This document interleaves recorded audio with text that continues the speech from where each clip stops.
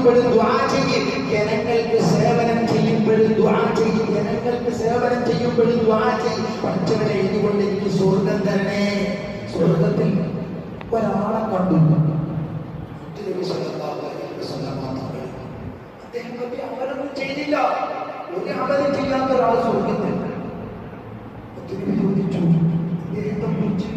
അങ്ങനെയാണല്ലോ ഇദ്ദേഹം ഇങ്ങനെ സ്വർഗം പ്രാപിച്ചു. വിശ്വാസിയാണ്, പക്ഷേ ഇങ്ങനെ സ്വർഗം പ്രാപിച്ചു.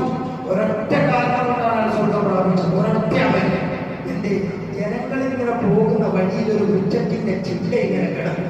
അതിനെ കൂടെ പോകുമ്പോൾ തലയിൽ തട്ടും, ആളുകളുടെ പുറത്ത് തട്ടും, ചരക്കുമായി പോകുമ്പോൾ തട്ടും. ഇയാൾ വീട്ടിൽ ചെന്ന് ഒരു പൊതുവാളെടുത്തോണ്ട് വെട്ടുകത്തി എടുത്തോണ്ട് വന്ന ആ മരം ജനങ്ങൾക്ക് ബുദ്ധിമുട്ടിനെ കുറിച്ചൊക്കെ മാറ്റും. ആ വൃക്ഷം, ആ ശിഖരം, വൃക്ഷമല്ല ശിഖരം കുറിച്ചൊക്കെ മാറ്റി ഒരൊറ്റ നന്മ ചെയ്തതിന്റെ പേരിൽ സ്വർഗം പ്രാപിച്ചു. അപ്പോൾ ജനങ്ങൾക്ക് റോഡിൽ ഒരു കുഴി കിടക്കുന്നു.